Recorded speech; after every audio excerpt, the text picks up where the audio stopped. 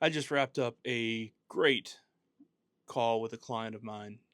Fairly new client, went out to visit them about 2 weeks ago. Started off the call and they're like, man, things are going okay. Shop's really clean. Got a lot of paperwork done, but I haven't booked a job since you left. I was like, holy smokes. So we talked a lot about like what are they doing?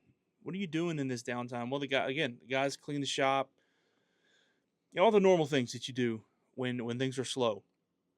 So I asked owners, what are you guys doing?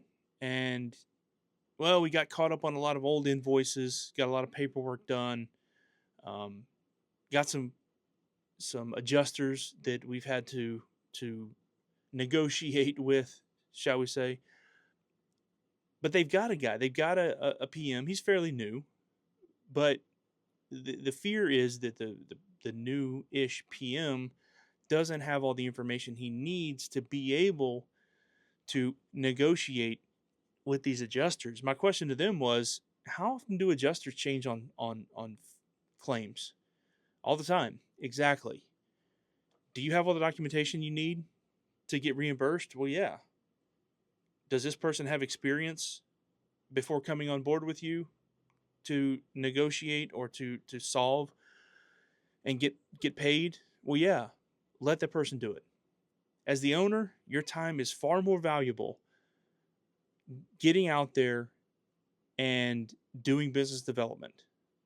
There had been no business development done in the last 2 weeks. None. So they're looking at potentially another week or two of no work. That's a month. That's a long time. Now, they have a few things working. They're not restoration specific. They've got some other projects, so they're able to float themselves. The cash flow will be okay, but they're not accomplishing their goals. Which leads me to this. As the owner, your time is so much more valuable than doing administrative work and negotiating with carriers. You are the face, especially a small company. You are the face. You're the one with the burning desire to have this business succeed. Because if it doesn't, it's your livelihood, right? You care about this business more than anyone else. So you're the one that's positioned best to go out and get the work. So my encouragement to them was delegate, delegate, delegate. Get everything off of your plate that is taking up your time and keeping you from going out and having lunch with people. If sales isn't your thing, I get it. It's not mine either. What is my thing, though, is building relationships, going and having lunch with people, having coffee with people, having a drink after hours with people, get to know people. Spend time getting to know people. Let them know who it is you're looking to meet, where you serve them, and what value you bring. And just ask for the referral. Do that over and over. My challenge to this particular company, these owners, was today's Wednesday. By Friday, you need to have at a minimum one lunch meeting scheduled for next week. Ideally, one every day. But, they're just starting out, so it's going to take some time.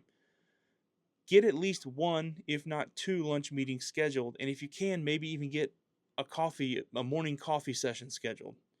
Get out there and meet someone. Track how many jobs are coming in and put them on a graph if you have to. I'm a visual guy. That's the way I started my business. My goal was to have a job a day. Until I got that, I was tracking to look at my trend line. Get out there and meet people. But before you get out there and meet people, delegate, delegate, delegate. Hope this has been helpful. If you got any questions, leave a comment below or reach out. Take care.